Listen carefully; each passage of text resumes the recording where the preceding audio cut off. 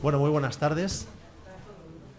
Bienvenidos a la sala de conferencias de la Fundación Tatiana Pérez Guzmán el Bueno, en esta tarde primaveral que tiene pues como la primavera, ¿no? Pues sol, lluvia, un poco de todo, y también pues con la alegría de tener esta gran conferencia y con la pena de que es la última ya de nuestro ciclo y bueno, creo que va a ser un broche de oro.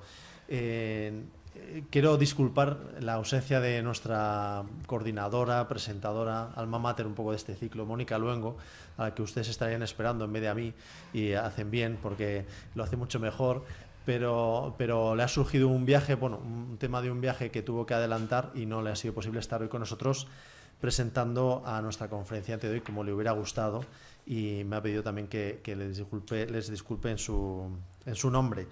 Y como es la última conferencia de este ciclo, pues yo quería también agradecer al Instituto de Estudios Madrileños, bueno, a Mónica por supuesto, ¿no? Ya se lo he dicho personalmente, y al Instituto de Estudios Madrileños, y también se lo he comunicado a su presidenta, María Teresa Fernández Taraya, pues en su colaboración para haber realizado este ciclo, que ya va siendo un clásico de la primavera madrileña, y que me parece que todos nosotros tenemos que estar agradecidos también a toda su colaboración de ponentes, de ideas, etcétera, ¿no? Y luego también pues a los compañeros, a mis compañeros en la Fundación, que también han trabajado para que este ciclo fuera posible desde todos los puntos de vista. Pues creo que algunos de ellos les ven ustedes cuando vienen y otros pues están más ocultos, pero su trabajo es fundamental.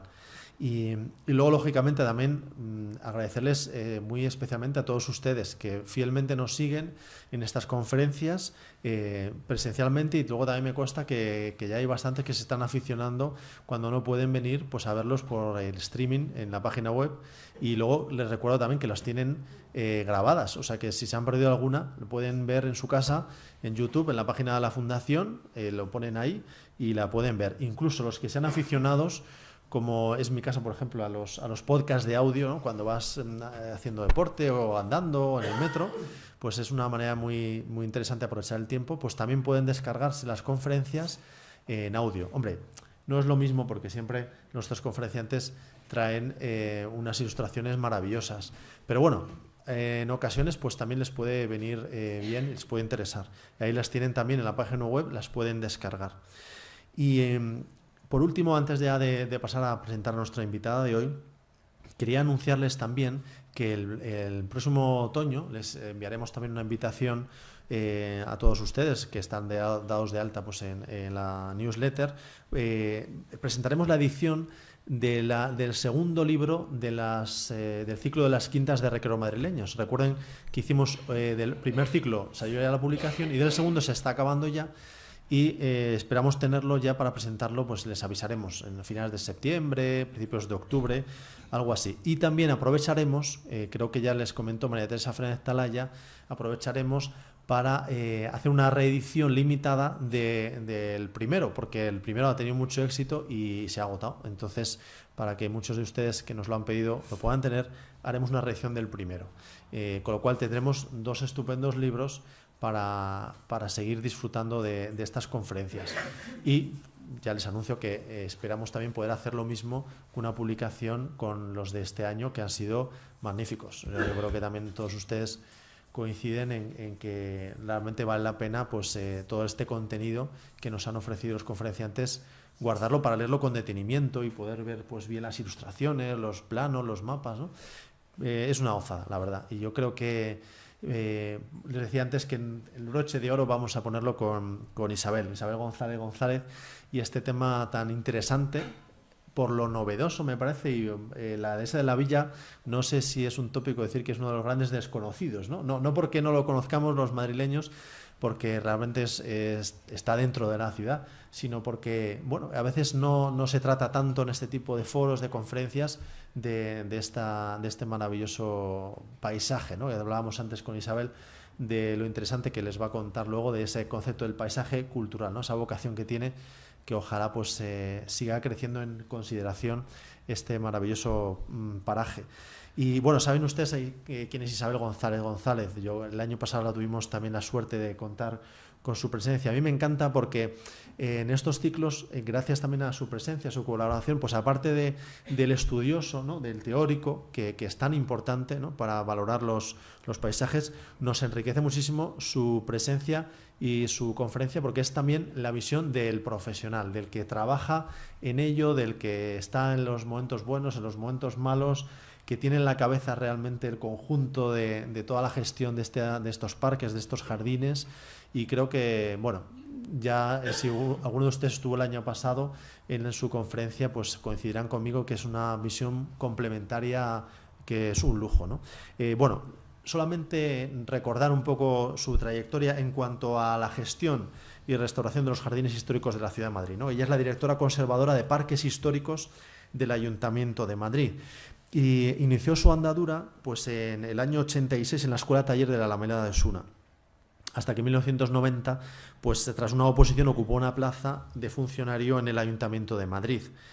Y a partir de ahí, bueno, pues ha estado muy ligada todo su trabajo pues a jardines y parques. En el año 1992 su cometido se concentró en los jardines de Buen Retiro, es una tarea apasionante. Y el año 97, unos años más tarde, pues además pues asumió las responsabilidades también del Parque del Oeste, de la Quinta de los Molinos, la Quinta de la Fuente del Berro y el Capricho de la Alameda de Osuna. Luego, en el año 2003, el Retiro se descolgó un poco de sus competencias, pero sumó a ellas además la Dehesa de la Villa, de la que hoy nos va a hablar, la Plaza de Oriente y los jardines de Sabatini. Como ven, es una visión profunda y extensa también de la temática de los parques y jardines.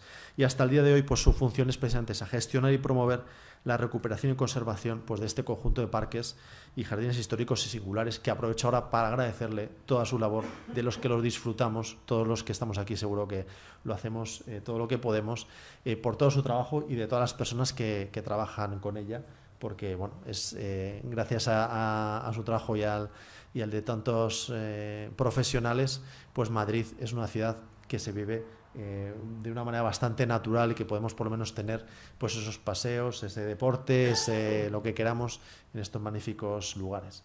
Y nada más, les dejo con Isabel González y yo me pongo aquí a escuchar muy interesado. Así que nada, muchas gracias, Isabel. Muchas gracias.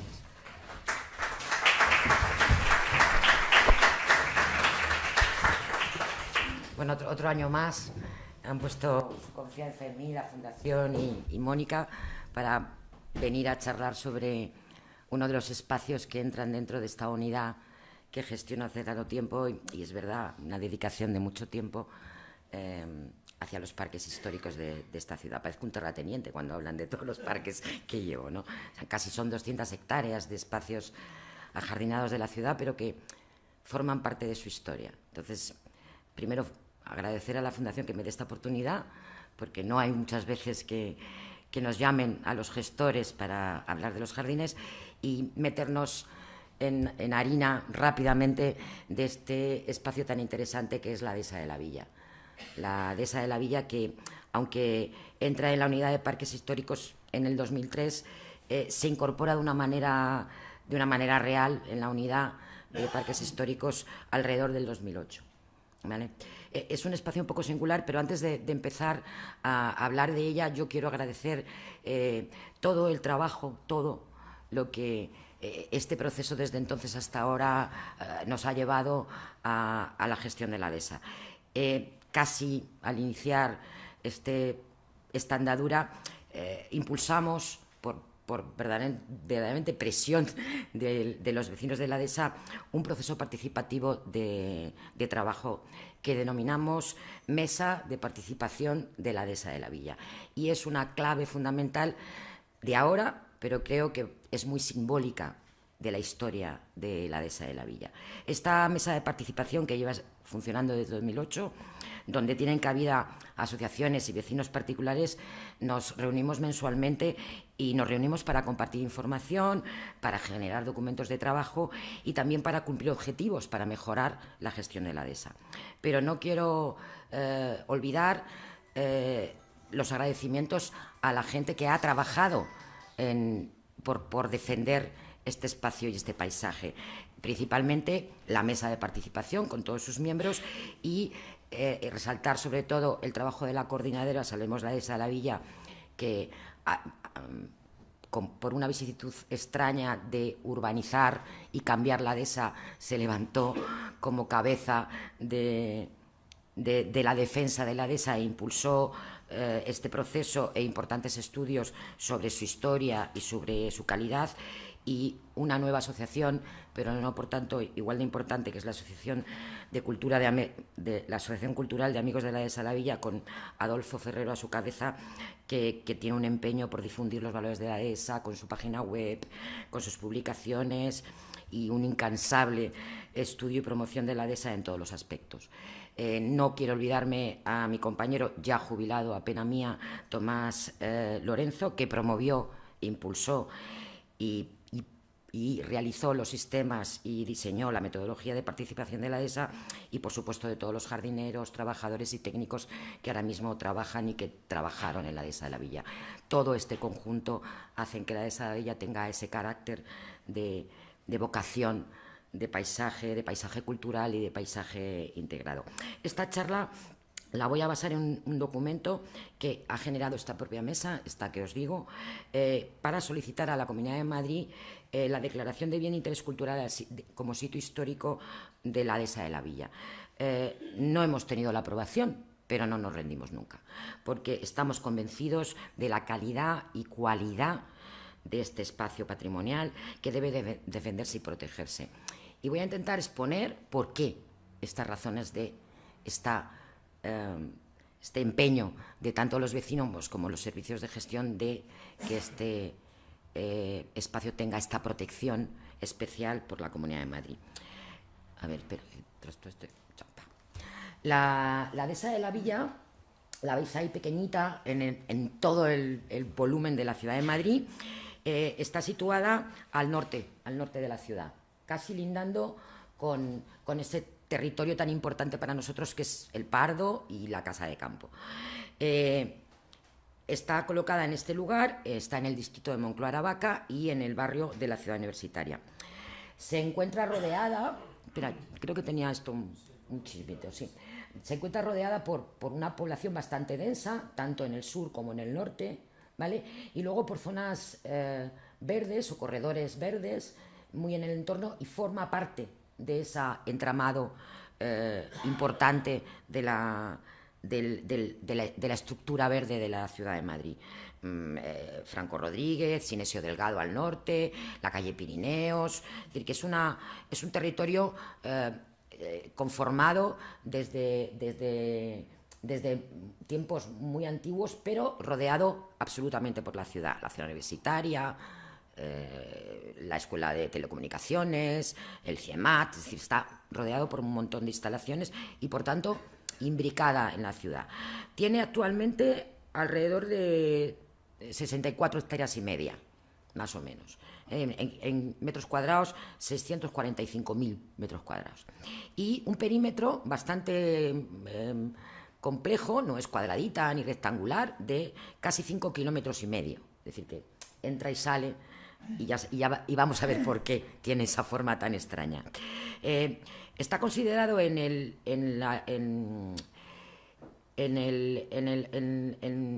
Plan General de Ordenación Urbana de Madrid, que es un poco nuestra ley básica, como un espacio singular de especial protección con nivel 1, casi como si fuera un jardín histórico, ¿vale? Aunque no lo sea ni esté considerado como tal por el Plan General. Y además, de una manera absolutamente vecindaria o de vecinos, es parte de la zona afectada por el bien cultural de la ciudad universitaria como conjunto histórico, y es zona arqueológica también, bien de interés cultural, de las cornisas del Manzanares. Entonces, de cualquier manera, la dehesa como territorio tiene protecciones que no son suyas propias, pero sí del entorno de los espacios de su entorno. Esas 65 hectáreas de la dehesa tienen un carácter eminentemente forestal. Es una gran zona verde, un pulmón de Madrid. Y a pesar de ser un espacio bastante popular, conocido más por los mayores, ¿vale?, no es muy conocido por los vecinos más lejanos de la ciudad. Es decir, pues yo que sé, hablas de la dehesa de la Villa a la gente de Carabanchel y no sabe dónde está, cuando es un territorio bastante grande. Son 65 hectáreas El Retiro tiene 118, ¿vale? Es casi tan grande como el Parque del Oeste, es decir, que es un territorio bastante amplio. Y tampoco es conocida por los visitantes de nuestra ciudad. No salen las guías, no es muy conocida. Posiblemente es difícil de encontrar en una urbe del tamaño de Madrid y tan dentro de la ciudad un paisaje transformado por el hombre con tanta singularidad, ¿vale? El proceso de crecimiento de la dehesa y su historia ha hecho que se haya formado ahí un paisaje muy, muy importante con una historia relacionada con los espacios comunales, ¿vale? La primera nota que tenemos sobre el terreno comunal de la dehesa de la Villa es una cesión de Alfonso VII en 1152, en el siglo XII, ¿vale? Que cede a la Villa de Madrid por los favores que han hecho sus ciudadanos o en las guerras y en las estas con los moros, cede territorios que llaman montes de Amaniel, que los llaman territorios cercanos al Real del Manzanares. Desde entonces, la dehesa de la Villa, o este territorio que antiguamente se llamaba dehesa de Amaniel, se ha convertido en un espacio con una singularidad ecológica, por su situación, por su orografía, por su población vegetal y su fauna, y por esas conexiones que tiene con el resto de la ciudad. Entonces tiene una historia muy importante como espacio comunal, una singularidad ecológica que el tiempo y la forma de mantener el territorio ha conseguido, y por último una característica muy importante al tener esas características de historia y de singularidad ecológica, ese interés científico, didáctico y natural que ha ido acercando a la dehesa de la Villa a infinidad de estudiosos y científicos que han utilizado la dehesa de la Villa casi como un territorio de laboratorio, ¿vale? Gente que se ha dedicado al estudio de las aves, arqueólogos, geólogos, porque ha quedado ahí un territorio con pocas transformaciones, entre comillas, dentro de la ciudad. Ha permanecido ese espacio. Por tanto, es un espacio cultural e histórico que ha mantenido en casi 9 siglos de historia ese carácter comunal. Yo tengo una costumbre, que no sé si es buena o mala, de cuando doy alguna conferencia, intentar definir. Ahora lo llaman, yo no lo entiendo mucho, pero lo llaman ideas fuertes, ¿vale? Entonces yo, como soy ya muy moderna, pues yo también ideas fuertes. Entonces, esos cuatro ideas de fuerza o 4 ideas fuerza que necesitan conocerse en su definición en la dehesa de la Villa para poder reconocer el valor que le estamos dando como ese patrimonio cultural o como ese patrimonio o como ese paisaje cultural. La primera es la idea de espacio comunal, ¿vale? Yo buscando por ahí, antes buscabas en los libros, ahora buscamos en internet, buscando definiciones sobre esto, he encontrado 2 puntos importantes que me gusta resaltar para dejar claro qué es lo que para mí o para este planteamiento consideramos como espacio comunal. Primero, me gustó mucho encontrar una definición muy clarita de bien comunal, que les voy a leer casi literalmente porque me pareció tan bonita, tan simple y tan bonita, que creo que es importante. Dice: el bien común es un concepto que en general puede ser entendido como aquello de lo que se benefician todos. Se puede aplicar a aquel bien que pertenece o es de usufructo de una comunidad o de la sociedad en conjunto. Es una simple explicación que se puede aplicar a los bienes comunales. Todos tenemos pueblo, hemos oído hablar de esos bienes comunales que tenían los concejos, que se utilizaban un poquito para todo y que eran la pelea de todos, ¿vale? Pues la dehesa de la Villa es eso, es un bien comunal del Ayuntamiento de Madrid desde tiempos inmemoriales, que ha sido fuente de productos, de impuestos, se ha vendido, se ha comprado, siempre ha sido propiedad del Ayuntamiento, primero en una superficie muy extensa y luego poco a poco quedándose reducido hasta las 65 hectáreas que tenemos ahora. Entonces, esa definición de bien comunal, de espacio comunal, tiene mucha relación con el lugar donde se habita. es muy importante la relación que tiene el bien comunal con el territorio y con las personas que habitan ese territorio. No es un bien comunal alguien que vive fuera, no, es propiedad de los que viven en ese territorio. Y por tanto, desde entonces hasta ahora sigue teniendo ese aspecto de bien que es propiedad de los que viven en el territorio. Luego lo veremos con toda esta participación, y yo lo he hablado al principio, este afán de los vecinos que viven y que han vivido, que viven en la dehesa de la Villa, de participar en su gestión, en conocerla, en saberla y en informar de lo que quieren de ella. Estos espacios comunales que eran el centro del mundo agrario, cuando ha desaparecido la agricultura, o cuando la agricultura ha ido desapareciendo las economías agrarias para aparecer la parte más urbana, se han convertido en como si dijéramos, guías importantísimas para la ordenación del territorio y la conservación del medio ambiente. Es decir, todas estas piezas comunales que eran antes fuentes de productos para la ganadería, agrarios, que eran comunales, ahora son para las ciudades, las grandes ciudades, pues piezas importantísimas para la ordenación del territorio y para la conservación del medio ambiente. Y luego esa palabra que nos han denostado tanto en la Comunidad de Madrid, dehesa. ¿Por qué? Si no tiene encinas. ¿Por qué? Bueno, pues la dehesa no tiene por qué tener encinas, ¿vale? La palabra dehesa procede del castellano defensa, ¿vale? De un castellano antiguo que se refiere al acotado de una zona para el libre pastoreo de los ganados trashumantes. Y como tiene tantísimas definiciones de esa, yo he escogido la que me ha interesado, por supuesto, que es la de Campos Palacín de 1992, que define la dehesa como un sistema agroforestal cuyos componentes leñosos, pascícolas, ganaderos y agrícolas interactúan beneficiosamente en términos económicos y ecológicos en determinadas circunstancias de gestión, ¿vale? Cambien ustedes las vacas por las personas y ya tenemos una dehesa, ¿vale? Tenemos una dehesa, ¿vale? Es un poco una broma, pero entenderme un poco la idea, ¿no? Ese nombre que ha permanecido durante los siglos, ya sea como dehesa de Amaniel, ya sea como dehesa de la Villa, tiene esa connotación, ese bosque, ese querer que sea un bosque original. En el caso de la dehesa Villa, el bosque original ha sido sustituido progresivamente por otro tipo de plantaciones, en este caso un bosque de pinos.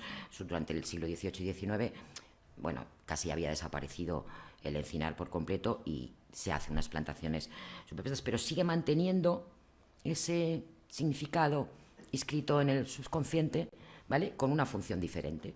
Esta vez, pues dar a los ciudadanos un espacio de esparcimiento y un espacio de acercamiento a la naturaleza, ¿vale? Pero de alguna manera ese nombre de dehesa se ha convertido en nombre propio.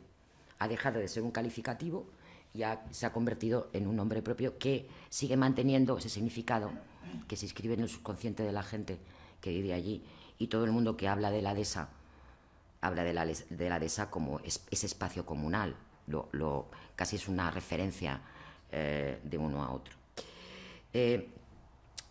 Todos estos pasos, estas deficiencias, esta urbanización, no ha menoscabado la simbología de la dehesa. Sigue teniendo ese símbolo de bien comunal. Y luego nuestra pelea, sitio histórico, paisaje cultural. ¿Puede ser la dehesa esas dos cosas? Un paisaje cultural, un sitio histórico. Y voy a intentar definir de una manera bastante cortita, e intentando basarme en las leyes que este paisaje cultural, este sitio histórico, para que luego ya ustedes tomen una decisión si el valor de la dehesa puede acercarse a esta catalogación.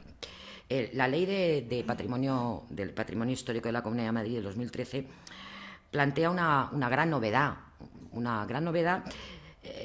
porque se encuentra con una normativa medioambiental y urbanística muy fuerte y por tanto cambia un poco, da un salto de valor con respecto al patrimonio histórico,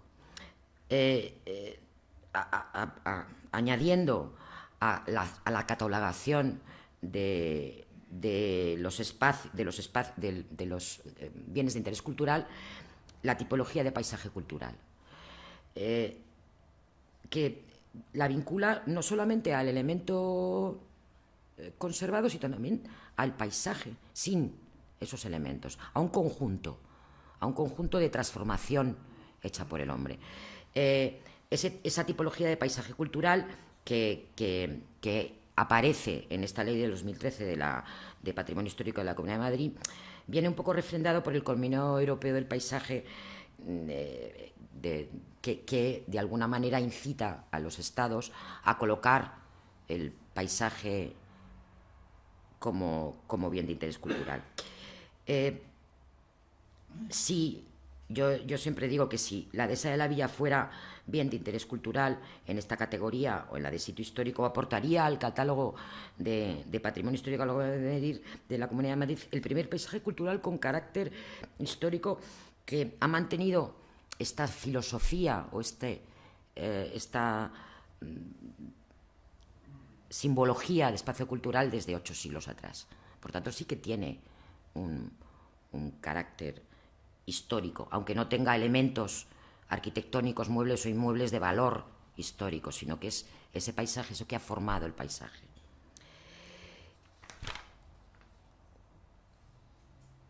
El paisaje cultural es el resultado del intercambio en el tiempo, de lo que las personas pueden hacer en el espacio, de lo que dejan en el espacio.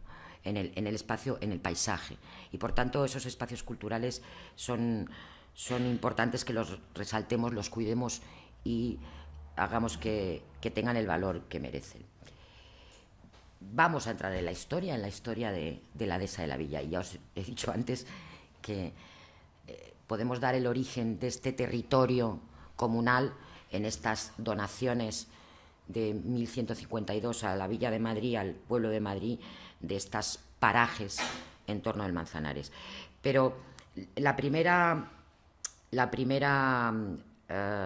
datación o documento que hemos encontrado sobre la dehesa de Amaniel es en 1434, el primer texto escrito que está en el archivo de la villa, que habla de la unión de los Altos de Almaniel o de las dehesas de Amaniel y Cantarranas. Imaginaos que es el territorio ahora contenido por casi todo Puerta de Hierro, la dehesa, toda la ciudad universitaria, llegando hasta el río. Es decir, era un territorio muy alto. En el medievo, en la época medieval, en los siglos estos tan antiguos, el bosque, el territorio de bosque, era muy, muy importante en la vida de los ciudadanos de la ciudad, porque les, aparte de ser un sitio donde podían refugiarse malhechores y haber muchas alimañas, también les daba recursos económicos, leña, caza, madera, frutos. Es decir, el bosque, aunque fuera señoriales o concejiles, es decir, del concejo o de la señoría, eran espacios a reservar y a conservar. Por tanto, el concejo cuidaba estos espacios que tenía para poder prestar a los ciudadanos, a los propios del pueblo, todo este valor económico de más. El nombre de dehesa, el toponímico de Amaniel, hay una referencia en un libro que se llama Origen histórico y etimológico de las calles de Madrid, de Campani, en 1863, que habla de por qué el nombre de Amaniel, ¿vale? Habla de que el monte de Amaniel debe su nombre a don Lope de Amaniel, que era un oriundo de un pequeño pago o pueblo cercano, que se llamaba así, Amaniel, y que era ballestero del rey Enrique IV y guarda mayor de aquel bosque de encinas, abundante de caza mayor, y que era el señor, el don Lope, un hombre de gran valor que jamás temió el encuentro de las fieras, con una enorme pica defendía de la acometida de los osos que abundaban en aquellos contornos, trepando a los árboles, pues los colmillos de los jabalíes, estas cosas que Campani, que la gente del siglo XIX escribía con tantísimo amor. ilusión. También en esa descripción y en descripciones de estas que os he dicho de la carta de unión entre la dehesa o los Altos de Amaniel y la dehesa de Cantarranas, habla de qué estaban compuestas estas dos dehesas. Y dice en estas cartas traducidas que esta dehesa de Amaniel, junto con la de Cantarranas, estaba llena de encinas, chaparros, enebros y robles. En Las Vegas había olmos, fresnos y álamos, y también proliferaban las plantas arbustivas como los tomillos, las jaras, los romeros y el cantueso. Es decir, exactamente era un bosque típico del encinar, típico de este clima. De cualquier manera, en los territorios comunales siempre pasaba algo, porque eran comunales y siempre se estaban peleando, unos porque lo invadían, los otros porque se lo quitaban, los otros porque lo ocupaban, los otros porque cogían más leña de las que debían, con lo que el archivo de la dehesa de la villa, el archivo de la villa está lleno de documentos que hablan de todas estas vicisitudes y, por tanto, tenemos muchos datos sobre lo que ha pasado en el territorio durante todos estos siglos. Y, por tanto, deslindes, pesquisas, sentencias, apeos de término común. Es decir, constantemente aparecen documentos a lo largo del siglo XIV, XV y XVI sobre las vicisitudes de la dehesa de la villa, ¿vale? Del territorio entonces de Dehesa de Amaniel. Yo he puesto esta imagen de la cornisa de Madrid. No es la dehesa de la villa, ¿vale? Es el Alcázar y Madrid con su muralla, para que imagináis un poco cómo era el territorio entonces, ¿vale? Ese territorio que se llama Cornisa del Manzanares, eso que ahora es, ¿vale? Ahí veis, pues ahí tenéis a ver, espera, ¿esto funciona? Así, esta es la Cuesta San Vicente, ¿vale? Es la cornisa del Manzanares aquí abajo, y toda esa cornisa donde se desarrolla Madrid. Teóricamente esto es la montaña de Príncipe Pío, y un poquito más para allá estaba la dehesa de la villa, ¿vale? Si alguien recuerda a la dehesa y ha ido a pasear por ahí, se parece más a esto que lo que es esto ahora en realidad, ¿vale? Con lo que todo este pequeño territorio nos está contando cómo era Madrid, cómo era el territorio, no Madrid la ciudad, sino cómo era el territorio en el lugar donde Madrid creció, ¿vale? Nos está contando esa historia y la tenemos que encontrar dentro de la dehesa de la villa. A lo largo de todos los siglos de vida de la dehesa ha habido infinidad de medidas. El ayuntamiento hacía medir la dehesa, la volvía a hacer medir, y durante mucho tiempo tuvo un uso muy particular, que es para el ganado de carnicerías, ¿vale? Los concejos tenían la obligación de dejar en uso a los ganados que venían para proveer de carne la ciudad, o en este caso la villa, ¿vale? No había neveras y por tanto tenían que estar ahí hasta que... Por tanto, el concejo tendría esa obligación. Y la dehesa de la villa durante bastante tiempo tuvo esta función.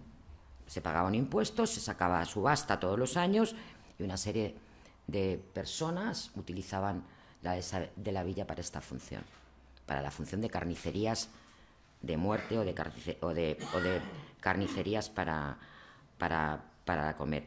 Y yo creo que esto fue eso es mi opinión personal, fue un punto muy importante, porque eran un de poder los carniceros y los ganaderos que traían la carne a Madrid.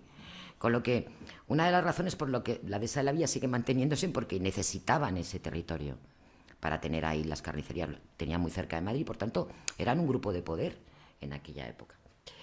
Pero y ocuparon la dehesa casi hasta el siglo XVI, casi en exclusiva, aunque el concejo dejaba entrar a algunos ciudadanos de la villa y también a los frailes o a un caballero que pedía el poder pastar allí sus bueyes. Es decir, que siempre había estas vicisitudes durante todo el siglo XV.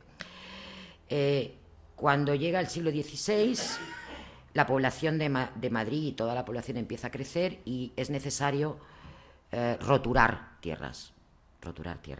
El Consejo de Castilla autoriza la roturación de tierras en la dehesa de la Villa. Más o menos la mitad de la dehesa de la Villa, que entonces era un territorio bastante grande, se rotura para una cosa que a mí me parece preciosísima, que se autoriza el cultivo durante 20 años de 30 yuntas de tierra, repartiéndose para los labradores de esta villa que acostumbran a labrar por pan. ¿Vale? Una frase muy interesante. Entonces se rotura parte de la tierra porque hay más necesidad de alimento, hay más población, el suelo empieza a ser caro y entonces el Consejo de Castilla pues da esta previsión de poder roturar el bosque que era tan querido por su peso económico para roturar. Por tanto, hay otra medición del territorio a causa del ayuntamiento por esta roturación y el concejo con esa medición se da cuenta de que en vez de roturar las hectáreas las fanegas que se habían permitido, hay casi el doble de superficie roturada. Bueno, otra vez se amojona la dehesa de la Villa y se vuelve a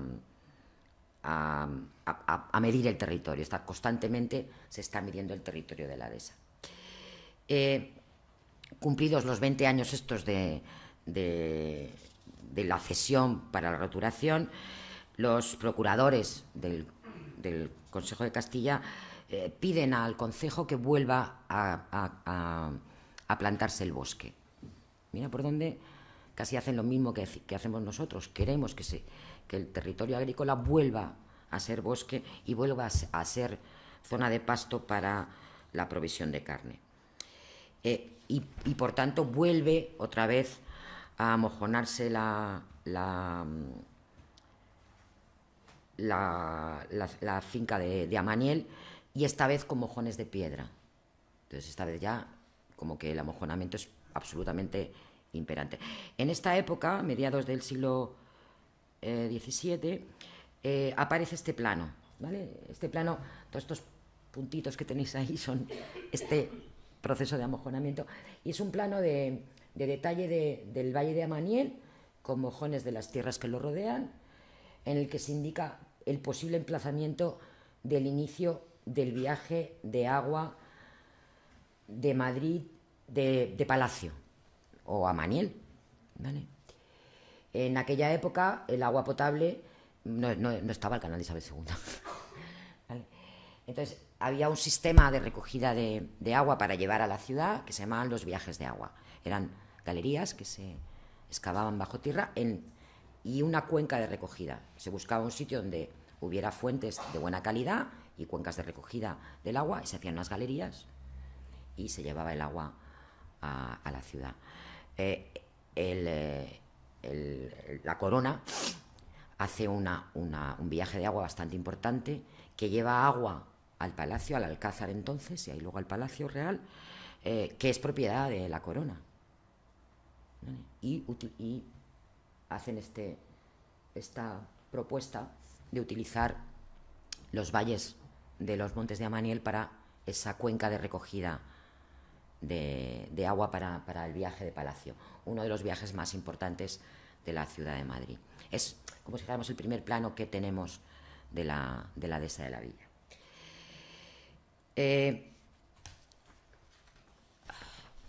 Ya a finales del siglo XVII y principios del XVIII, el territorio de la dehesa de la Villa empezó a menguar. Depende de qué y para qué.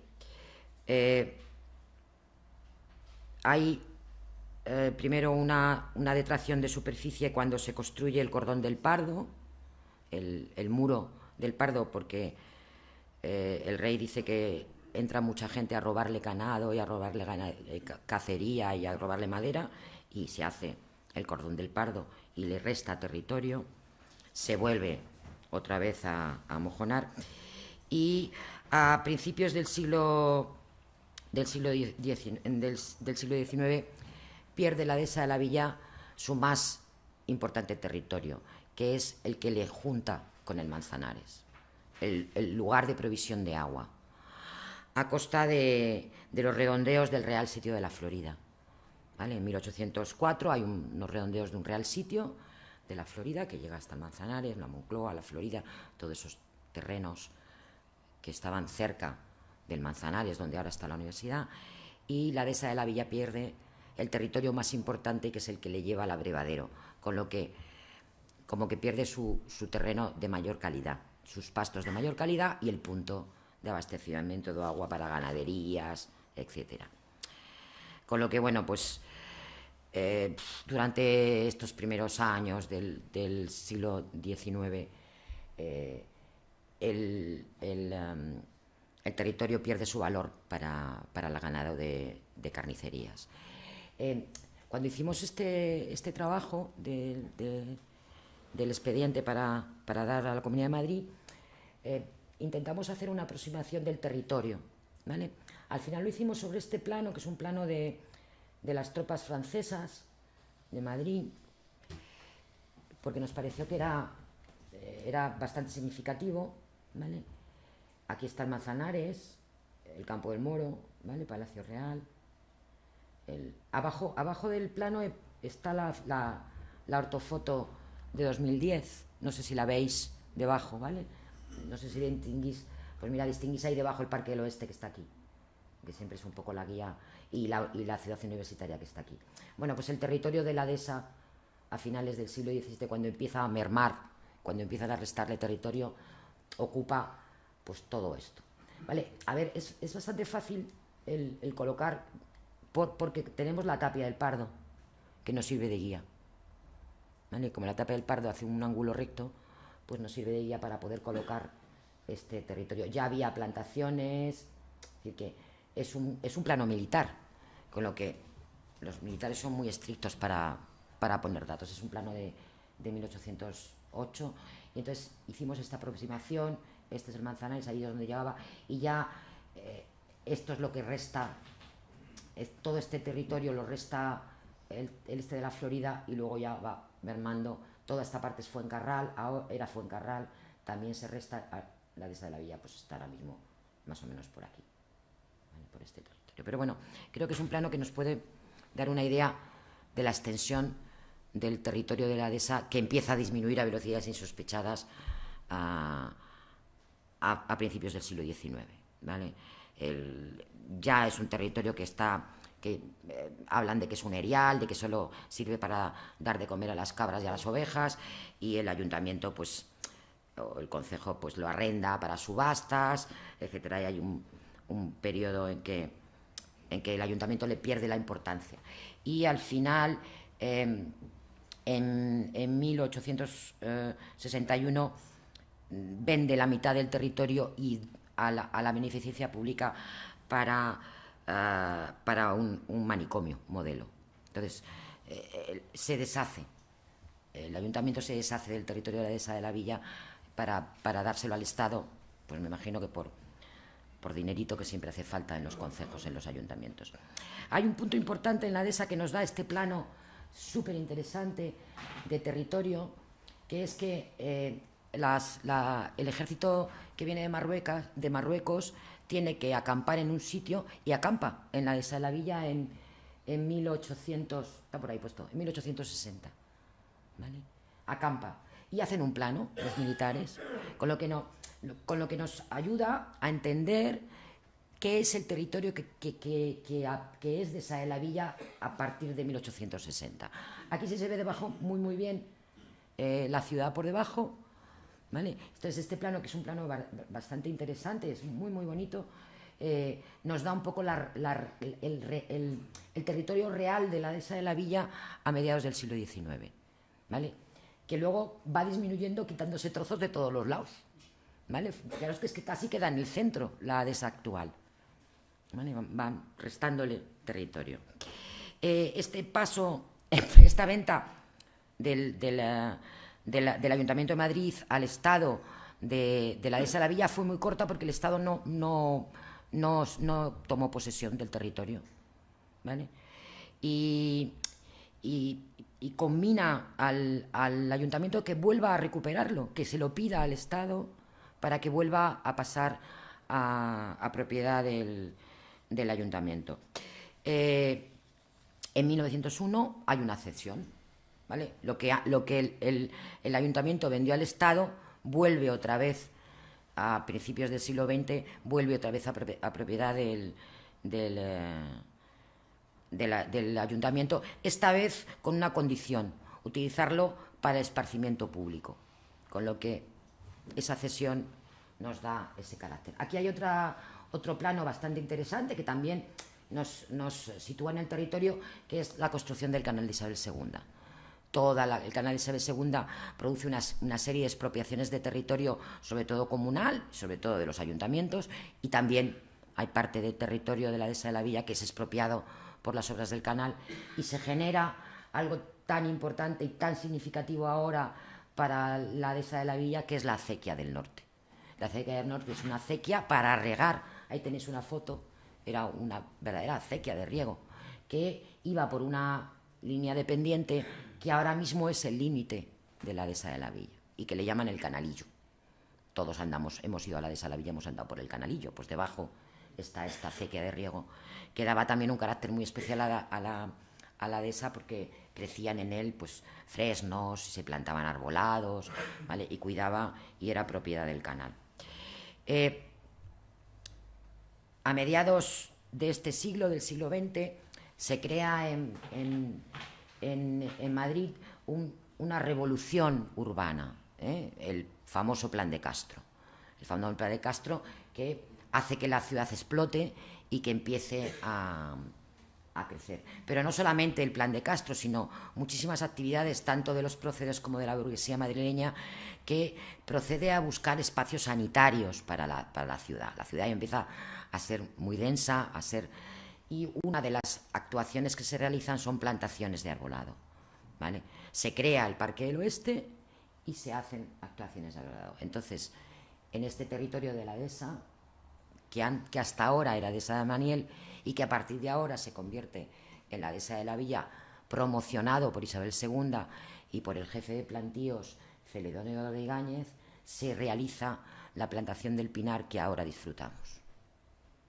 ¿Vale? Casi todo el pinar de la Dehesa de la Villa procede de esta plantación realizada por Isabel II y el famoso Celedonio Rodríguez, tan poco nombrado y que le debemos tanto, porque actuó en muchísimas plantaciones de esa época. Y se convierte en un bosque periurbano para la salud de los madrileños y su disfrute. Durante la primera treintena del siglo pasado, la Dehesa de la Villa es el sitio donde iban los madrileños a ir al campo. Vámonos al campo. Y todos se iban a la Dehesa de la Villa. Hasta que en el 1931, la casa de campo pasa a propiedad del ayuntamiento. Entonces, está más cerca la casa de campo y dejan de ir a la Dehesa de la Villa. Pero fue un lugar de esparcimiento, de ir a merendar, a celebrar fiestas, verbenas, las fiestas las fiestas obreras del 1 de mayo.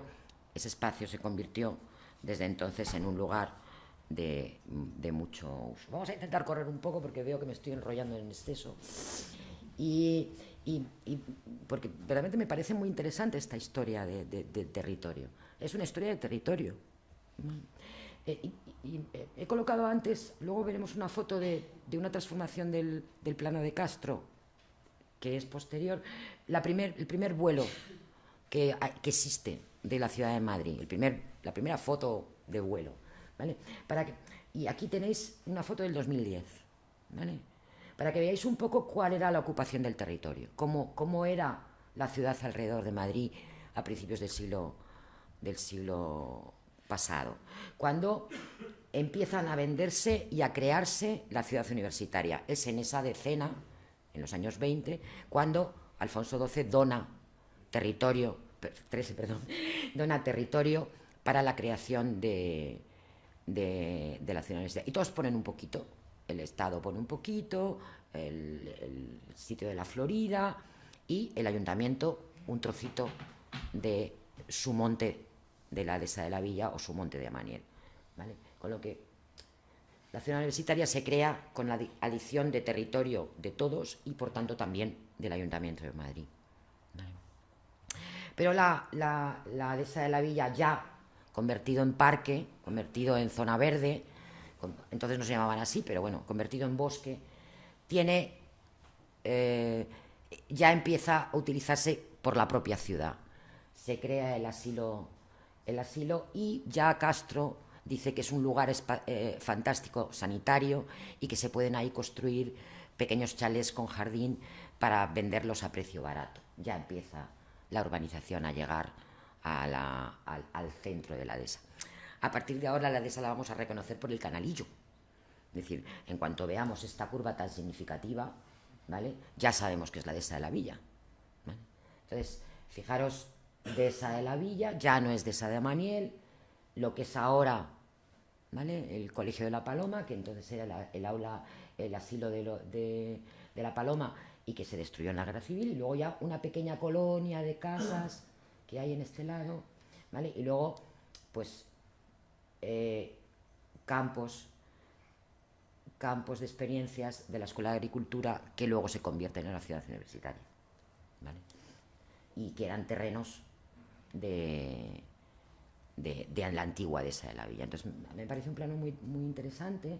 Fijaros dónde estaba el término de Fuencarral, que estaba justo en el límite, ¿vale?, el término del Pardo, que también llegaba a la esquina de la Tapia. Es decir, que luego van añadiéndose términos municipales del entorno de la ciudad y se van juntando para formar la ciudad. Ya se construye en el 1946, que es el siguiente vuelo, la ciudad universitaria. Ahí la tenéis, el proyecto después de la guerra, ¿vale?, el proyecto de la ciudad universitaria. Tengo que pararme aquí para también decir que también durante la Guerra Civil dejó su huella en la dehesa de la Villa, ¿vale? Y una huella importante, porque era como la tercera línea de defensa. Estaba famoso Parque del Oeste y la Universitaria ahí, y desde los altos de la dehesa había una visión perfecta de todo aquel enfrentamiento de Madrid. Por tanto, quedan huellas de trincheras, de fortificaciones, de obuses, bastantes en el territorio de la dehesa. Todavía quedan esas huellas, porque ese territorio no se ha movido, no se han hecho urbanizaciones, no sé. Lo único que se ha hecho ha sido plantar y, por tanto, pues tampoco para qué vamos a tapar los agujeros, ahí están. Y, por tanto, sí que quedan huellas de la guerra. Esta foto es justamente el vuelo que hicieron los americanos después de la guerra civil. Y, por tanto, todavía el territorio pues está verdaderamente... Pero ya la huella del pinar se ve claramente, ¿vale? Y la huella del territorio que luego se convierte en territorio urbano de la dehesa de la Villa, ¿vale?, que poquito a poco van quitándole pedazos y ya se convierte en territorio que ya no es bosque, sino espacio urbano.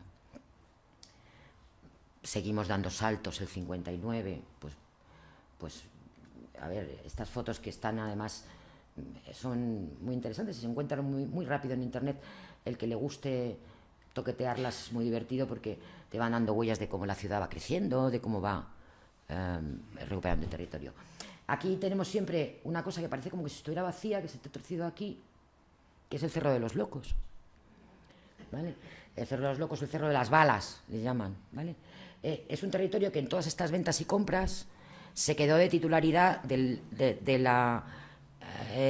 huérfanos de Hacienda, y así ha llegado hasta casi hace nada, en que el ayuntamiento lo ha comprado para devolverlo a la dehesa de la Villa. Es el único territorio que se fue, que ha vuelto, ¿vale? Ese Cerro de las Balas. Pues toda la plantación de pinares y de plantaciones está aquí, pero ese cerro siempre estuvo vacío, ¿vale? Ahí la tenéis. Y ya aparecen fotos de la dehesa, ¿vale? Esta es no es Inesio Delgado, porque ahora tiene otro trazado, pero es la esquina de la Universitaria, ¿vale? Algunas zonas del Canalillo, pues las ovejas. ¿Veis el territorio? El territorio que tampoco estas fotos son muy antiguas, ¿eh? Estas son fotos de la época de la Guerra Civil, de los años 30, de los años 40, con las ovejas ahí pastando y el territorio bastante agredido y sin grande vegetación. ¿Vale? En los años 50 y 70 la ciudad empieza a crecer y empieza a urbanizarse y empieza a restar otra vez superficies a la dehesa de la villa. La Junta de Energía Nuclear, el CIEMAT, que le restó 7,5 hectáreas, la policía, el cuartel de la policía armada, que le restó otras 4 hectáreas, las viviendas de la Mutualidad de la Policía Nacional, que le restó otras 9 hectáreas, la escuela municipal Francisco de Giner de los Ríos, que le restó otras 8, otra hectárea, las escuelas Bosque, otra hectárea, el Centro Médico Municipal de Fabiola de Mora de Aragón, otra hectárea. ¿Vale? Poquito a poco fueron restándole territorio a la dehesa de la villa para diferentes servicios, porque era suelo comunal, suelo del ayuntamiento, y el suelo que el ayuntamiento podía donar o vender para realizar actividades. Pero bueno, y también ya hay una solicitud de urbanizar, ya no es el territorio vacío. Y por tanto, en los años 50 y años 60 se hace una jardinería urbana en el entorno de la carretera y en esas zonas de por ahí. Aquí es el territorio de los años 70. Uy, perdón, que se me ha ido. Y el año 91, que es cuando se produce el primer, es decir, cuando ya la ciudad en el entorno empieza a densarse. En 1995 el ayuntamiento, hay un hito, ¿vale?, en la dehesa de la villa, que es el planeamiento de cerrar el segundo anillo de la M30 en la calle Sinesio Delgado, y hacen un proyecto para hacer una carretera de vía rápida sobre la dehesa de la villa, haciendo una verdadera zanja y abriendo la dehesa de la villa por la mitad. Y entonces los vecinos de la dehesa dicen no, ya no más, ¿vale? Y se levantan ahí un poco en armas, recogiendo 20.000 firmas y echan abajo ese proyecto, ¿vale? Obligando, entre comillas, por supuesto, al Ayuntamiento de Madrid a hacer ese proyecto en un túnel, el túnel de ahora de Sinesio Delgado, ¿vale? Manteniendo todo el pinar que iba a desaparecer, todo este pinar iba a desaparecer, y bueno, y la obra hizo desaparecer mucho del pinar que había en la parte más plana de la dehesa de la villa, pegado al Sinesio Delgado. Este movimiento vecinal, Salvemos la dehesa de la villa, que fue muy importante en el territorio, hizo todavía más que la identidad del territorio comunal levantara la cabeza, con lo que desde entonces los vecinos han sido absolutamente los defensores de este territorio a cualquier intervención, buena o mala, que pudiera hacerse en la dehesa de la villa, haciendo plantaciones anuales que no han dejado de hacer durante todo el año, y vigilando de una manera casi de buitris a cualquiera que pudiera intervenir en la dehesa de la villa, haciéndole daño. Es decir, se han convertido en verdaderos Quijotes de la defensa de la dehesa. En el 2004, ¿vale?, en el 2098 se compra el Cerro de las Balas, el Cerro de los Locos, un pequeño territorio, una pieza muy pequeñita, pero se añade a la dehesa de la villa, que se había inscrito en estas ventas y compras con el Estado en el Colegio de Huérfanos de Hacienda Pública. Y en el 2004 hay otro hito muy importante, que es el cierre de la carretera, ¿vale? La carretera que todos hemos atravesado de la dehesa de la villa miles de veces, pues la cierran al tráfico y se convierte en un carril bici y un carril para andar, ¿vale? Esta es la historia de la dehesa de la villa y su valor como huella de la historia de la ciudad, pero de esa historia pequeñita. No es una historia, grandes castillos, grandes palacios, no. Es la historia del ciudadano, es la historia del concejo, de las peleas del concejo del uso del territorio, y por eso creemos que tiene el valor. Pero no solamente eso, sino que al final la dehesa de la Villa se ha convertido a lo largo del tiempo y con estos usos y estas intervenciones en un paisaje, en un espacio de paisaje con muchísima fuerza, con muchísima fuerza. Es el pariente urbanita de la casa de campo y del pardo, por supuesto, y tiene ese origen de espacio bosque, entre comillas, de bosque en la ciudad, como lo llaman los vecinos de la dehesa.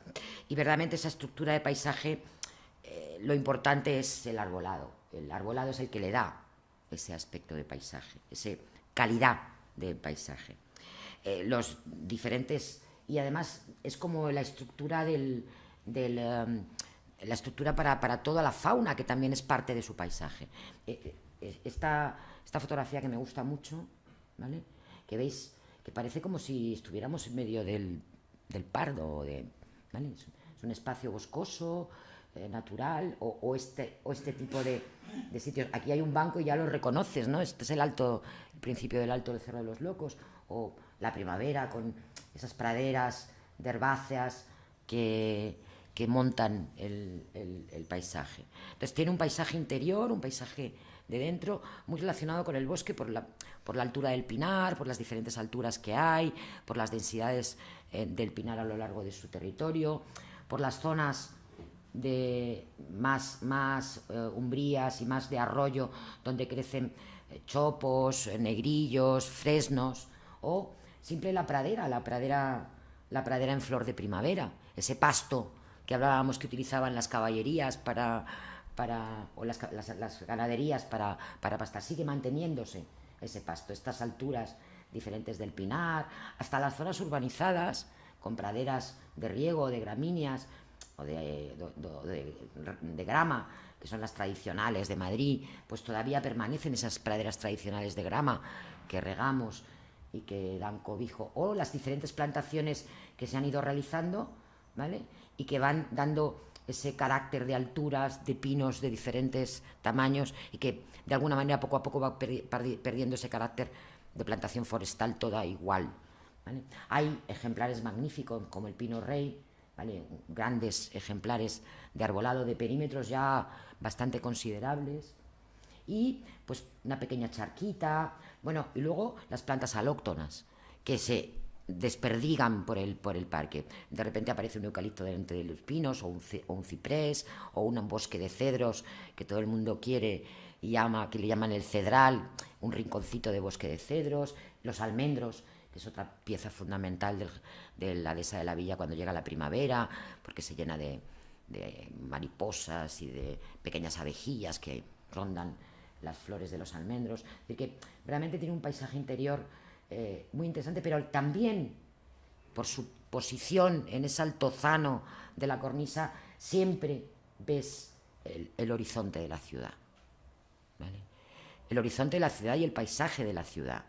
Se ve desde desde el cerro todo el sur de Madrid, se ve desde la Curva de la Muerte absolutamente toda la sierra madrileña y la entrada de Madrid, y si te asomas un poco hasta ves las horrorosas Cuatro Torres, ¿vale?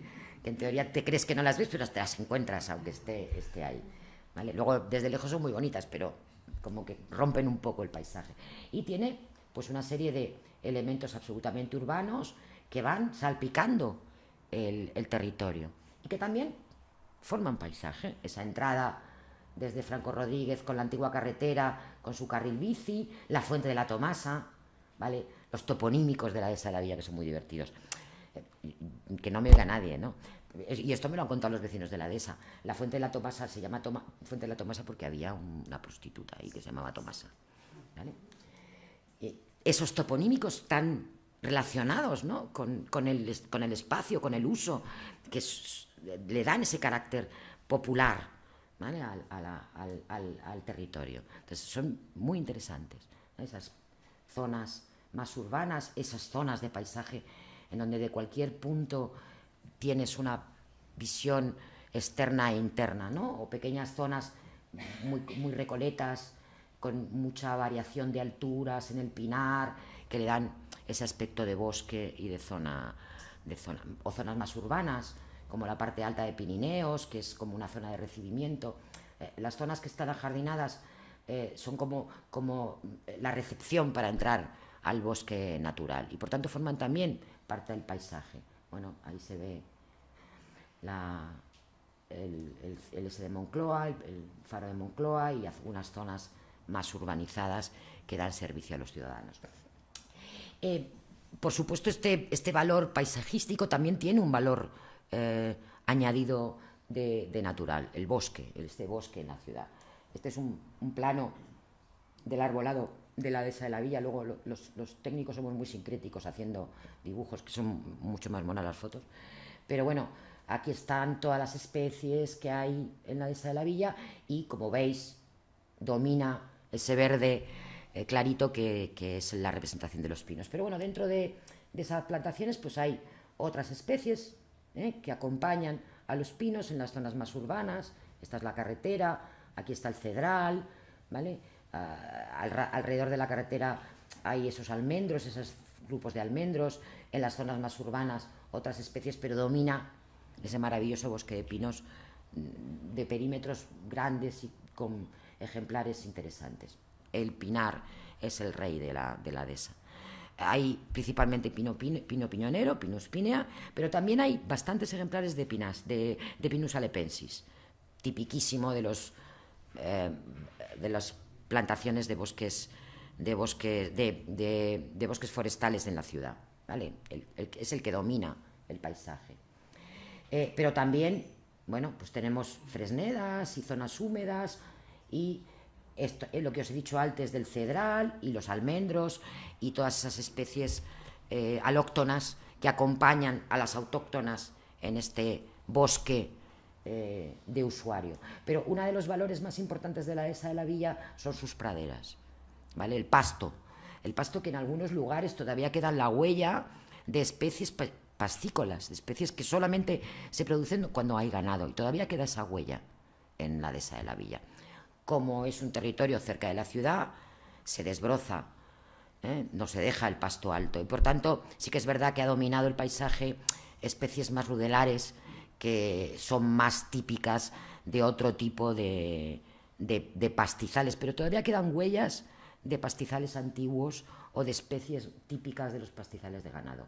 Pero también nos quedan poquitas, porque es un bosque adhesado de pino y por tanto no tiene arbustos, pero sí que intentamos mantener todo lo que podemos las zonas de zarzamoras, que las hay en la dehesa de la Villa, ¿vale? Que nos dan el significado de las zonas más húmedas, con lo que están cerca de los arroyos o cerca del canalillo, nos dan ese carácter de suelos profundos y húmedos.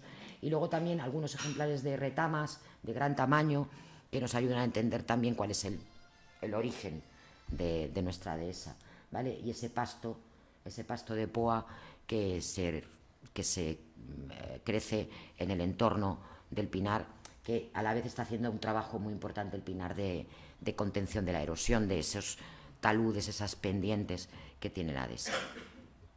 Pero también tenemos una fauna bastante importante, ¿vale? Aquí me tengo que ir a la chuleta porque no me lo sé tanto. Yo los bichos me gustan, pero de lejos, ¿vale? Pero sí que vamos a ver sobre todo muchas aves. Hay muchísima gente, ornitólogos, que se dedican a divisar aves, que su sitio de trabajo es la dehesa de la Villa, ¿vale? Entonces, podemos encontrar especies granívoras como los verdecillos, los verderones, los jilgueros, o especies más generalistas y oportunistas como gorriones comunes o gorriones molineros, palomas domésticas, palomas torcaces, mirlos de vez en cuando. Por supuesto, la urraca, que ahora mismo la está echando la famosa y todos denostadas cotorra argentina, que está dominando el paisaje y cubriendo su nicho. También podemos encontrar petirrojos o zorzales, lavanderas blancas. Es decir, yo creo que es lo más largo de la dehesa de la Villa es las aves que se han visto o se han podido ver desde ella, ¿vale? También por esa posición que tiene. Es muy importante para nosotros el autillo, que hay algunas parejas, porque es la rapaz más pequeñita y está protegida en todos los parques, por tanto nosotros procuramos también nuestras labores de jardinería que no interrumpan su ciclo biológico. Y luego los murciélagos, que para nosotros son muy importantes porque son grandes devoradores de insectos y nos ayudan a hacer un mantenimiento más sostenible, aunque a nadie le gusten, son unos bichos muy muy simpáticos. De vez en cuando podemos ver alguna ardilla, lo que pasa que a las ardillas les gusta más la casa de campo y el pardo.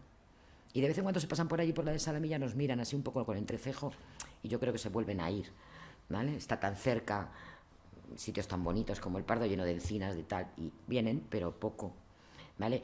Y pues lagartijas, salamandras, es decir, verdaderamente es un lugar donde podemos encontrar fauna de todos los tipos. Las mariposas en primavera y en otoño, que también prueban la dehesa, y algunos insectos bastante raros, hasta uno que se identificó solo ahí en la dehesa de la Villa, un pequeño escarabajo a principios del siglo pasado por un ¿cómo se llaman los de los insectos? Que identificó un escarabajito que solo lo había en la dehesa. ¿Qué tenemos de elementos singulares ahora mismo en el territorio de la dehesa? Pues sí que es verdad que hay algunos elementos singulares que debemos proteger y enseñar, y uno sería los famosos capirotes de los viajes de agua de Amanilo de Palacio, ¿vale? Los viajes de agua son esos elementos tan importantes que es importante estudiarlos. En Madrid realmente había una red de viajes de agua y algunos funcionando. Por ejemplo, en el Capricho yo todavía estoy utilizando agua de esos viajes para rellenar estanques. En Torrearias, que es otra finca que hay en la calle Alcalá, también estamos utilizando los viajes de agua como punto de abastecimiento de agua, porque era un elemento muy interesante. Eran esas galerías que se excavaban en el suelo, bajo la tierra, con una serie de puntos de ventilación que recogían el agua de percolación de la lluvia, o que recogían una parte del freático que filtraba en el suelo. No es un pozo artesano, ¿vale? Es un trabajo de ingeniería muchísimo más extenso. Luego se hacían una serie de elementos de recogida, unas conducciones que llegaban, pues fijaros, desde la dehesa de la Villa hasta pues donde están ahora los jardines de Sabatini, recorriendo y dando agua a fuentes de la ciudad. Los reyes sacaban dinerito de este agua porque se la vendían a los nobles que tenían palacios por el recorrido del famoso viaje de palacio, y luego daban agua a todo el Palacio Real, agua potable, con lo que había una red de viajes muy importante en toda la ciudad de Madrid antes de que apareciera el canal de Isabel II. Y nosotros tenemos en la dehesa estos capirotes que llamamos, ¿vale?, que están repartidos por toda la dehesa, que son la seña de los pozos, que los tenéis ahí, de los pozos de ventilación de las redes de recogida. Ahí tenéis un poco una sección, veis que son como, verdaderamente no están construidos, son como en la tierra, para que el agua de filtración pues se recoja y por pendiente vaya a parar a una serie de elementos que daban agua a la ciudad. Otro de nuestros elementos singulares que existen en la dehesa de la Villa son los mojones y deslindes. Es decir, la dehesa sigue amojonada. Cuando alguien puede entender, vamos por un pueblo y mira, hasta aquí llega la finca del vecino, porque está el mojón. Pero en Madrid, pues todavía está toda amojonada la dehesa.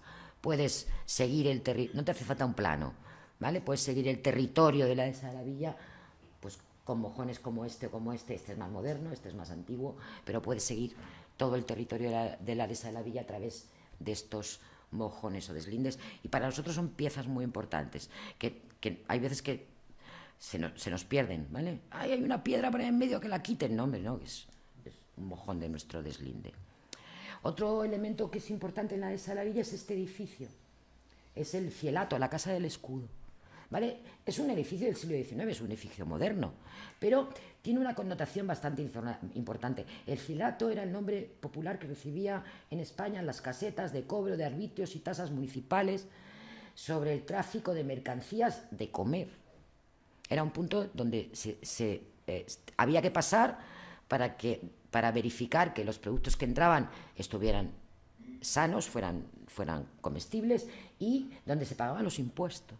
Entonces todavía existe un edificio de estos del Fielato en la dehesa de la Villa, la Casa del Escudo, que además, para más, eso tiene arriba un escudo con el escudo antiguo de Madrid. De estos escudos quedan pocos en la ciudad. Hay otro en la Fuente del Berro, hay otro en el Retiro, al lado de la estatua de los hermanos Álvarez Quintero, que tiene el oso, el madroño, y luego tiene lo pone ahí, el escudo formado por el oso, el madroño, circundado por 7 estrellas, y luego incorpora un blasón con 9 cuarteles que representan un campo de azul en dragón, un grifo de oro, y se agrega una corona cívica. Este escudo, que deja de ser escudo de Madrid en 1967, pues quedan muy poquitos en Madrid, y uno de ellos es el que está encima de la Casa del Escudo del Fielato. Entonces, a nosotros nos parece que es un edificio bastante singular y con un carácter interesante como espacio de tributo o casa de tributo. Los restos de trincheras, ¿vale? Ahora, entre comillas, muy de moda, ¿no? Cuando han estado ahí siempre, en la ciudad universitaria, pero es verdad que ahora sí que es verdad que se le está dando una importancia. De la universidad han hecho un estudio bastante importante sobre los restos que quedan y cómo darles importancia y darles significado, tanto aquí como en la parte de la ciudad universitaria, porque es todo un conjunto de trincheras que estaban en ese altozano de trincheras y de elementos de la guerra civil que estaban y que todavía quedan, y por tanto pues es interesante como un elemento de la historia, ¿vale? Y un trocito que nos queda en la parte de abajo de la dehesa de la Villa, del Cordón del Pardo, ¿vale? El Cordón del Pardo se mueve, el muro del Pardo, pero del original Cordón del Pardo todavía queda un trozo de muro que tenemos lleno de hiedra, para que no se nos caiga, porque está un poquito agrietado. Ahora está un poco más limpio, esta foto es un poco antigua. Que de ese Cordón del Pardo queda ese pequeño trozo de muro, ¿vale? Y otro de los valores y no por ser el último, el menos importante, son los vecinos de la dehesa, los propietarios, ese bien comunal utilizado, ¿vale? Los vecinos de la dehesa que desde tiempo inmemorial la han utilizado para todo, ¿vale? Ha sido para fiestas, ha sido lugar de esparcimiento, carreras de bicicletas o de motos, ¿eh? Era muy típico en la dehesa. Yo lo recuerdo de pequeña, de ir allí con la merienda y comprabas la bebida en el kiosco y luego te sentabas allí a tomarte la merienda, y que siempre ha sido un lugar en que los vecinos pues, hacen títeres, hacen visitas guiadas, han participado y lo han hecho suyo, ¿no? Entonces es un bien muy, muy importante, esos vecinos que se han movilizado para proteger a la dehesa y que constantemente me dan collejas cuando hago las cosas mal.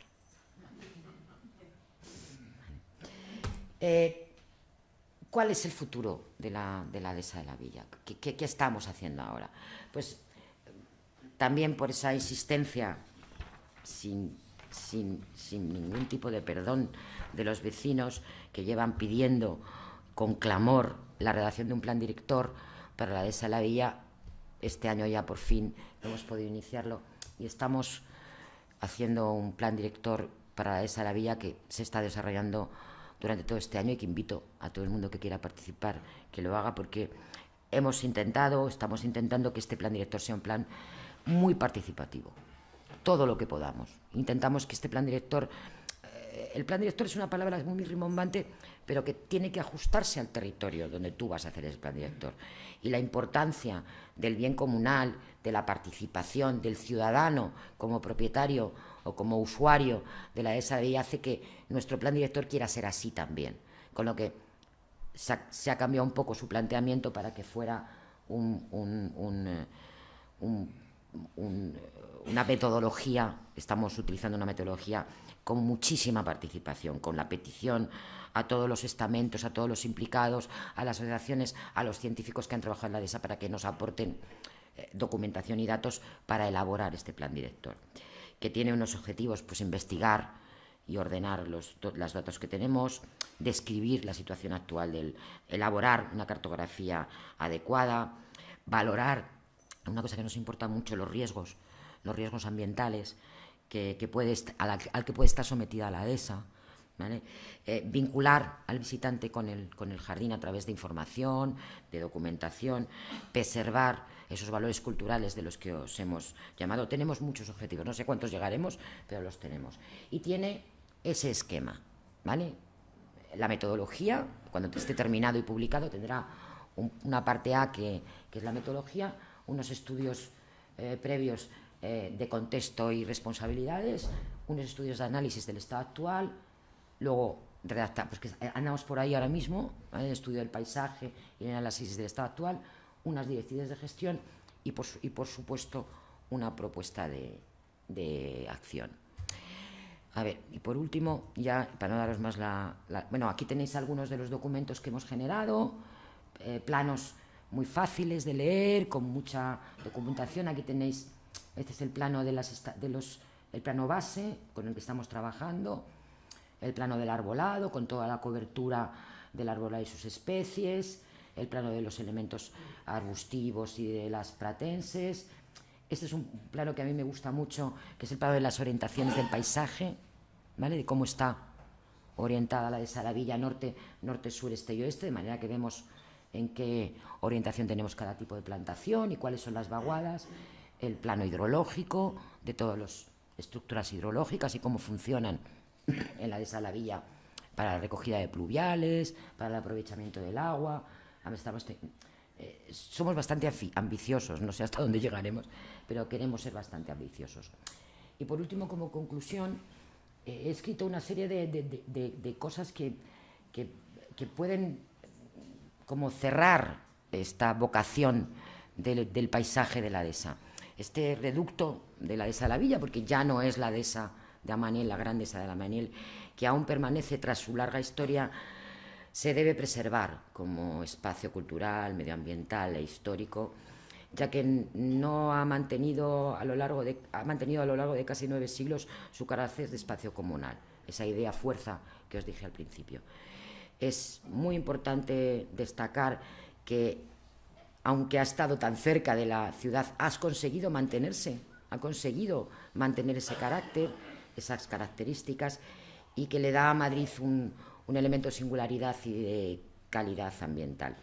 Y luego que la influencia social y cultural ha dado al espacio y al entorno ese carácter y ese carácter un poco no visible que le da, creo que la calidad y la cualidad para convertirse en un valor cultural o inmaterial, un paisaje cultural, y protegerlo y valorarlo para las generaciones futuras. Y ya hemos terminado. Así lo cuadro.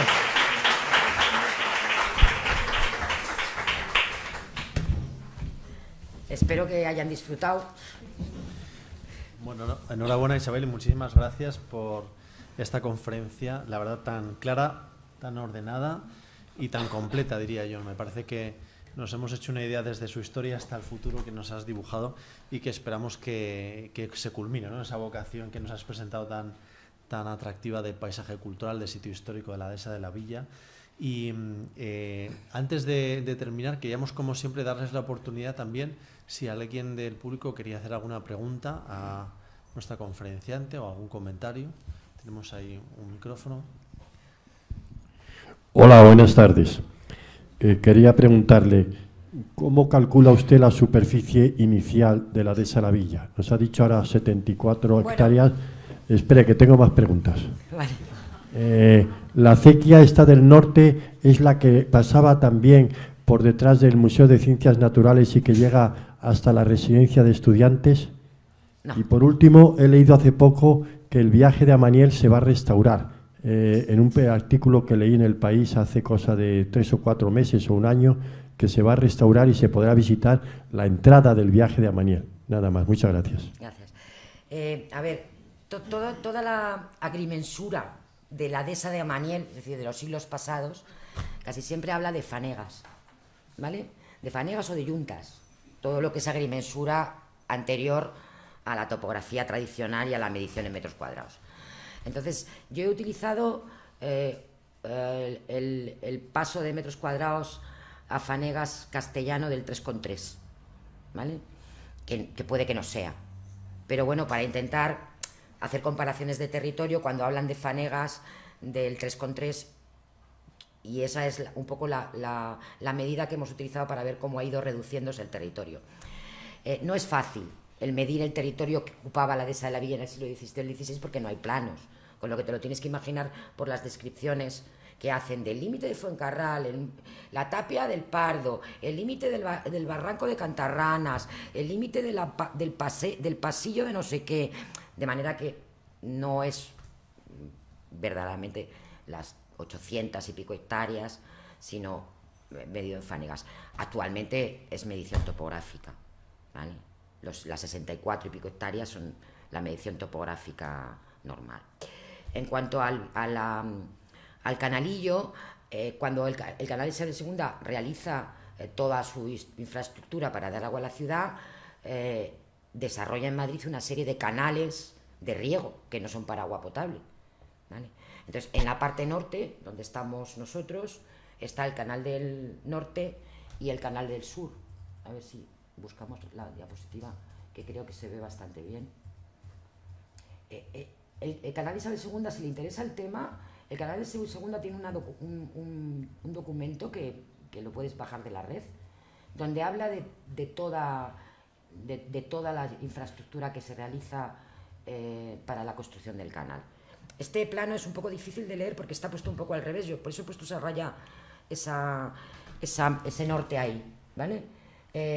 Igual, hemos estado viendo todo el rato el plano al revés, ¿vale? Entonces este es el canal, la acequia nuestra, la del canal del norte, que es la acequia. Aquí pone, ¿ves? De San Maniel. El canalillo, ¿vale? Nuestro canalillo llega hasta aquí. Este es el cerro de los Locos, y luego veis que el canal sigue por aquí en esta curva de nivel, va a parar a la tubería del canal Isabel II, y luego aquí hay otra acequia, que es la sur. Esta puede que sea la que usted me está diciendo, ¿vale? Esta daba aguas a las huertas de Tetuán y esta daba aguas a las huertas de los Altos de Madrid, ¿vale? Por lo que puede que sea esta la acequia que me está diciendo, la acequia que dice usted de esa zona, ¿vale? Y con respecto a los viajes de agua, sí que hay un proyecto para abrir la cabecera, el lugar de entrada.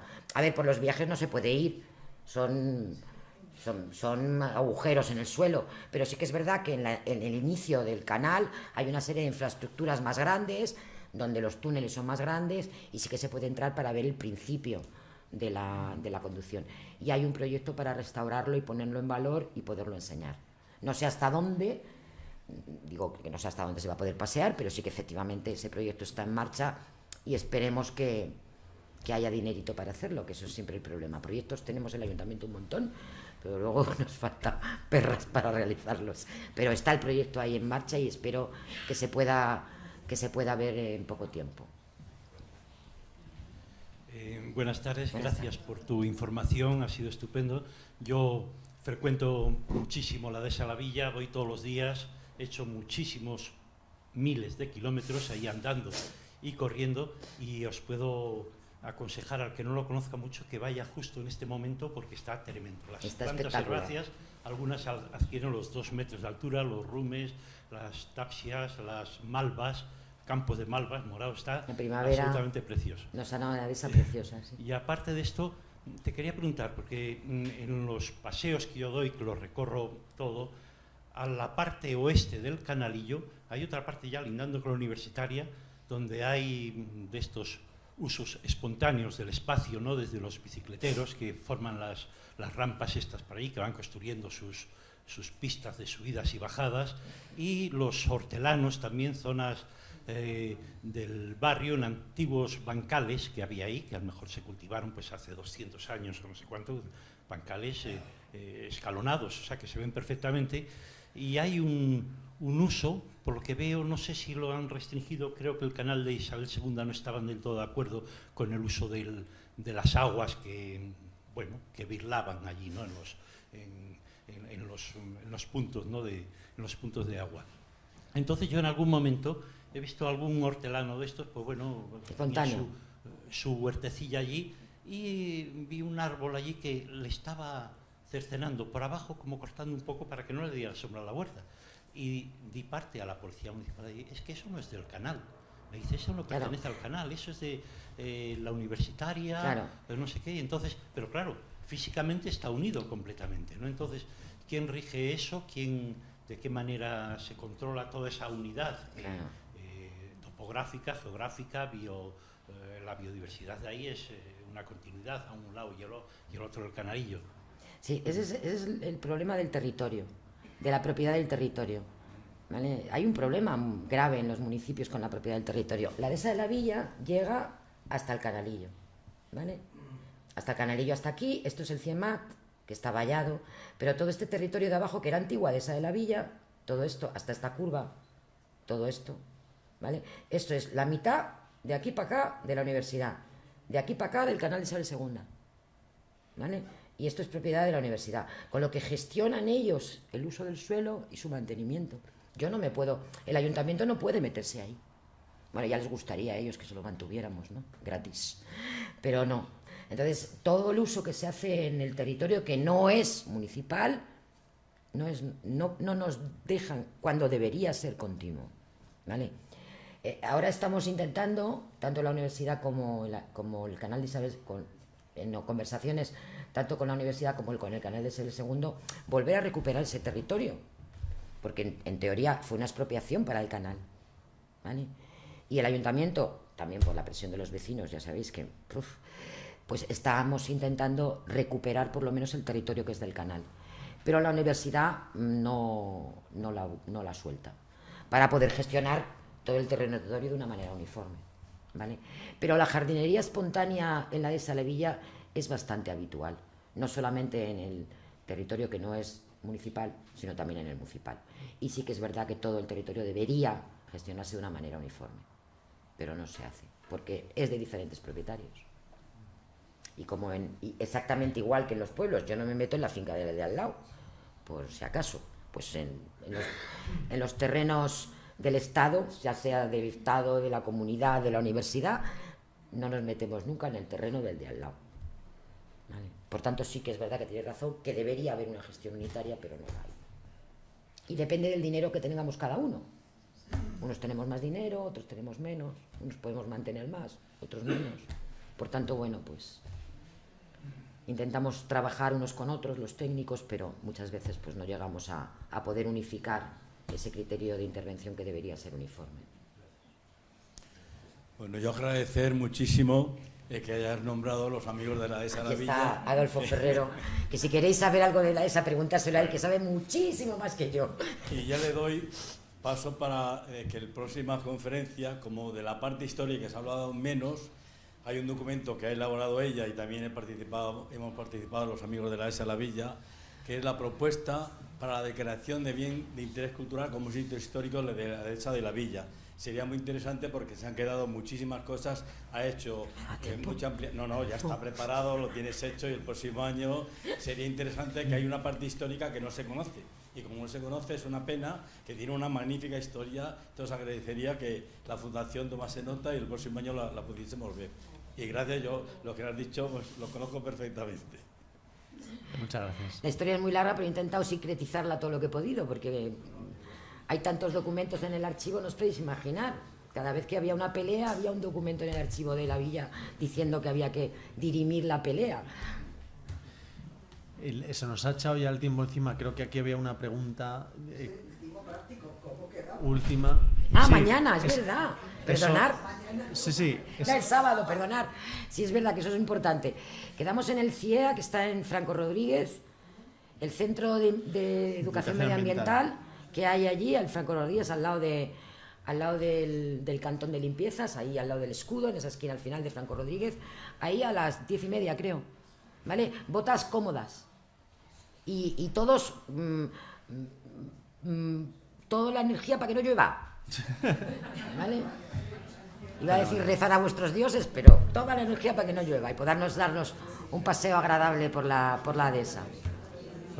Pues muchísimas gracias y espero que disfruten de la visita los que la vayan a hacer el sábado. Espero que sí. Y gracias de nuevo a Isabel por su magnífica conferencia. Muchas gracias.